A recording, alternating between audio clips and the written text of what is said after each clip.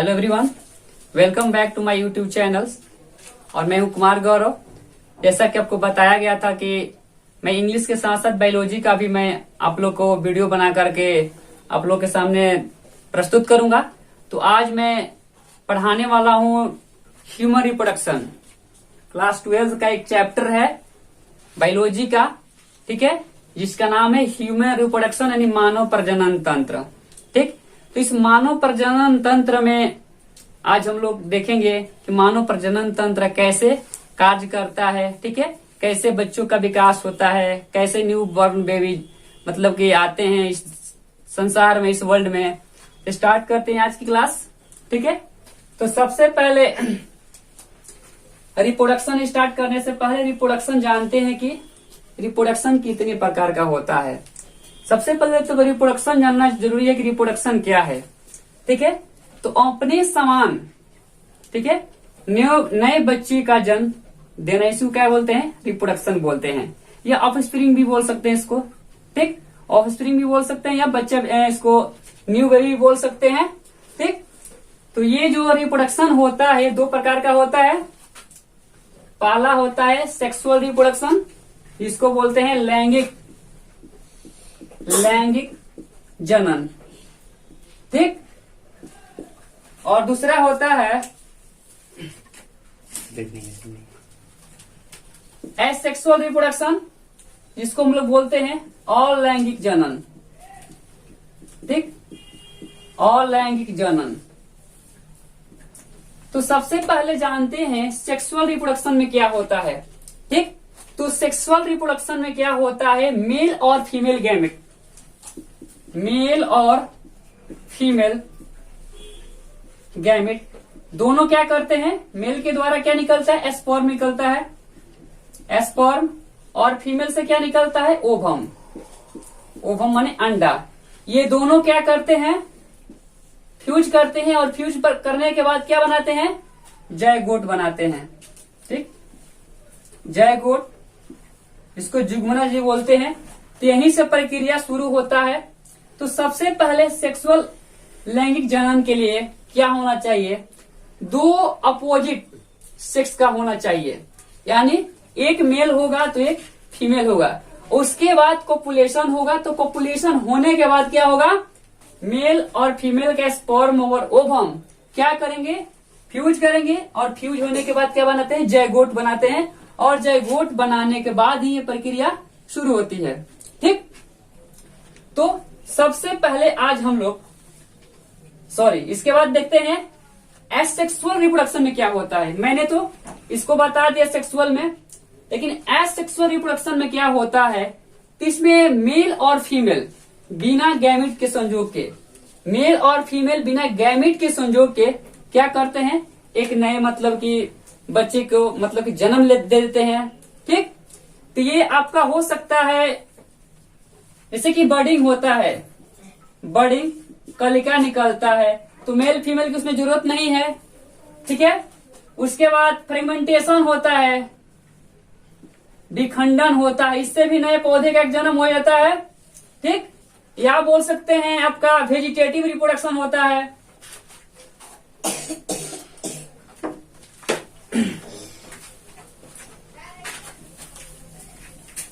Vegetative reproduction होता है।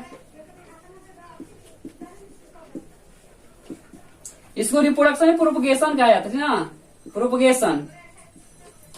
तो कहने का मतलब है कि अलैंगिक जनन ये मोस्टली क्या होता है? निम्न स्तर के जीवों में होता है, ठीक है। जैसे कि हो गया आपका बैक्टीरिया हो गया, फंजाई हो गया, इस तरह का अमीबा हो गया, 30 तरह के जीवों में ये पर क्या होता है? एसेक्सुअल रिप्रोडक्शन होता है। साथ ही साथ पेड़ पौधे में भी होता है। कोई पेड़ होता है बाई स्टेम, कोई तना से विकसित होता है तो उसको बाई स्टेम बोलते हैं, ठीक। कोई रूट से होता है तो बाई रूट उसको बोलते हैं, ठीक। कोई लिप्स से उत्पन्न होता है तो क्या बोलते हैं? बाई लिप्स, ठीक। तो ये आपका हो गया सेक्सुअल एंड एसेक्सुअल रिप्रोडक्शन, समझ गए। सेक्सुअल में क्या होता है? मेल और फीमेल गैमेट के संयोग से होता है, जबकि एसेक्सुअल रिप्रोडक्शन बिना मेल और फीमेल गैमेट के संयोग से होता है, ठीक। जैसे पत्तियों द्वारा हो गया, तनु द्वारा हो गया, जड़ द्वारा हो गया, पत्तियों द्वारा हो गया, बडिंग द्वारा हो गया। ऐसे करके क्या होता है, 2 पार्ट हो गया, अलग हो गया, तो ये क्या हो, 1 से 2 हो गया ना। तो इस प्रकार के बहुत सारा प्रोसेस है एसेक्सुअल रिप्रोडक्शन में, ठीक। लेकिन आज के वीडियो के लिए जो फोकस करना है हमें, वो फोकस करना है हमें फीमेल रिप्रोडक्शन। आज के लिए क्लास रहेगा female reproductive system, female reproductive system.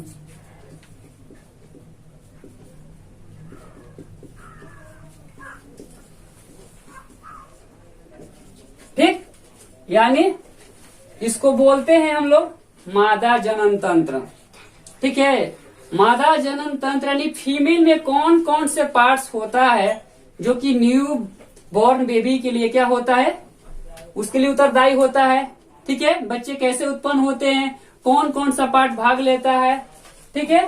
तो सबसे पहले हम लोग देखते हैं कि फीमेल रिप्रोडक्टिव सिस्टम में 5 पार्ट खासकर मुख्यतः भाग लेता है। पहला भाग है ओवरी, ठीक है, जिसको हम लोग हिंदी में अंडाशय के नाम से जानते हैं, ठीक ना, अंडा जिसको बोल सकते हैं।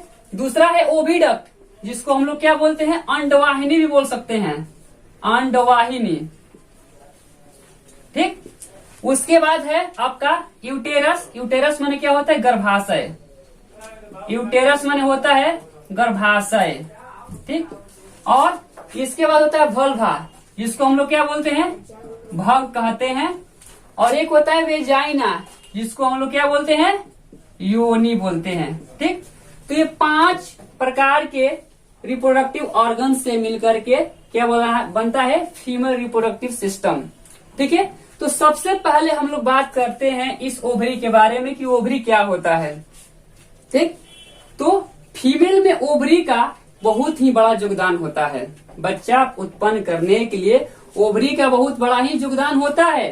देखिए ये ओवरी है, ये यहाँ पर भी ओवरी है और यहाँ पर भी ओवरी है, और ये क्या है आपका, गर्भाशय है, ठीक। तो जो ओवरी होता है गर्भाशय के दोनों साइड में होता है, ठीक ना। और इसका कार्य क्या होता है, इसका कार्य 2 होता है। ओवरी का काम होता है 2।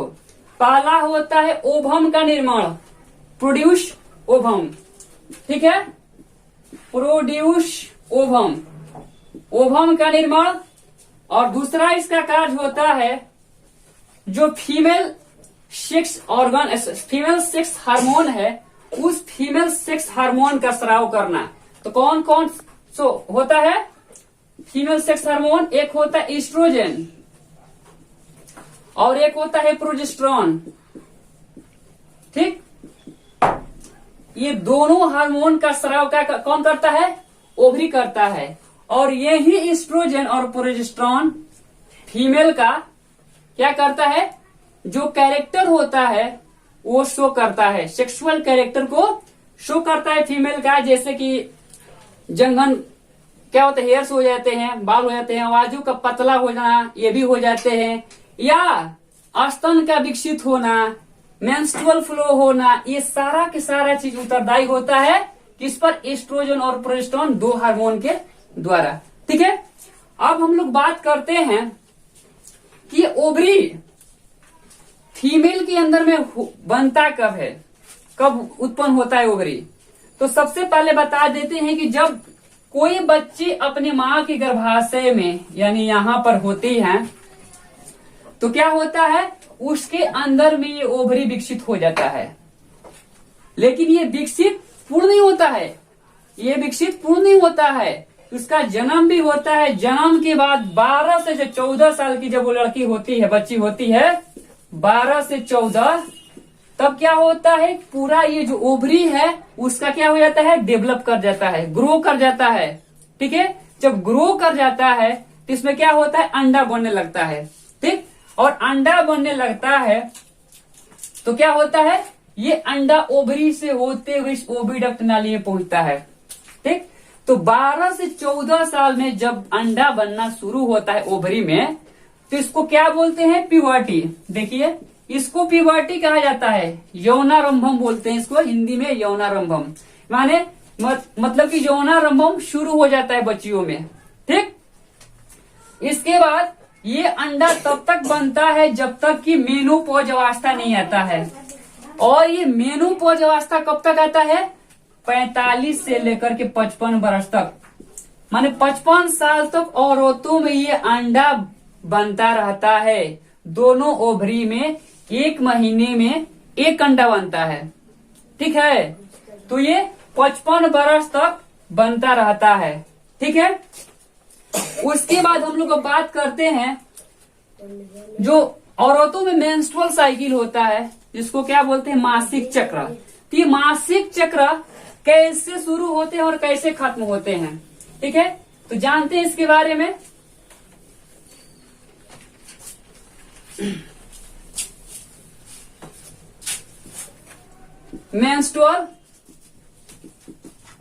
मेंस्ट्रुअल साइकिल, जिसको बोलते हैं हम लोग मासिक चक्र। ये मासिक चक्र कितने दिनों का होता है? ऐसे तो जनरली 32-33 दिन भी हो जाता है, लेकिन औसतन इसको कितना दिन माना गया है? 28 दिन। ये कितने दिन का माना गया? 28 दिन का। ये आपका हो गया पहला दिन, ये हो गया 28वां दिन। ठीक, तो होता क्या है? 14वां दिन के पहले, 14 दिन के पहले इस ओवरी में तरह तरह का परिवर्तन होता रहता है, यानी ओवम में तरह तरह का परिवर्तन होता रहता है। और ये 14वें दिन क्या होता है? ओवरी इस अंडे को क्या करता है? ओविडक्ट में छोड़ता है। 14वां दिन क्या होता है? जो ये ओवम है वो ओविडक्ट नली में आता है, यानी कि इसको क्या बोलते हैं? अंडवाहिनी। अंडवाहिनी में आता है और आ करके यहाँ पर क्या करता है? ये वेट करता है। तब तक वेट करेगा जब तक कि कॉपुलेशन नहीं होता है, जब तक कि फर्टिलाइजेशन नहीं होता है। अगर यहाँ पर फर्टिलाइजेशन होता है, यानी कि स्पर्म इसके साथ जुड़ता है, ठीक, तो ओवम और स्पर्म दोनों मिलेंगे तो क्या होगा? फर्टिलाइजेशन की क्रिया होगा, निषेचन की क्रिया होगा। ठीक, तो तब तक वेट करेगा ये जब तक कि फर्टिलाइजेशन नहीं होता है। अगर फर्टिलाइजेशन नहीं हुआ, ये क्या करता है? टूटने लगता है। ये अंडा है, ये अंडा है, ये क्या करने लगता है? टूटने लगता है।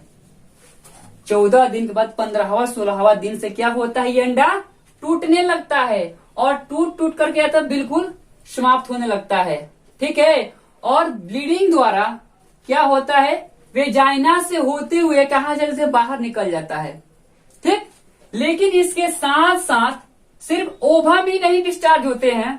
ओवम के साथ साथ देखिए यहाँ पर एंडोमेट्रियम, जो एंडोमेट्रियम है, जो गर्भाशय की भीति है, दीवार है, ये 14 दिनों तक, इधर आइए, इस 14 दिनों में क्या होता है? पूरा मैच्योर हो जाता है, परिपक्व हो जाता है, तैयार हो जाता है कि अगर कोई फर्टिलाइज एग आएगा तो उसके लिए हमको क्या करना है? व्यवस्था करना है।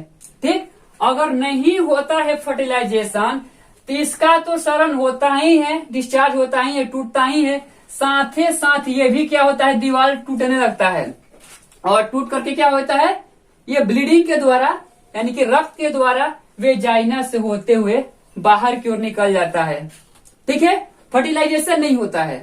तब अगर फर्टिलाइजेशन 15 से 16वां दिन हो गया तो ये क्या करेगा? ये जो जाइगोट बनाएगा, इसके अंदर में फर्टिलाइजेशन करके जाइगोट बनाएगा और जाइगोट बना कर क्या लाएगा? इस गर्भाशय में स्थापित करेगा। ठीक, और इस गर्भाशय में क्या होता है?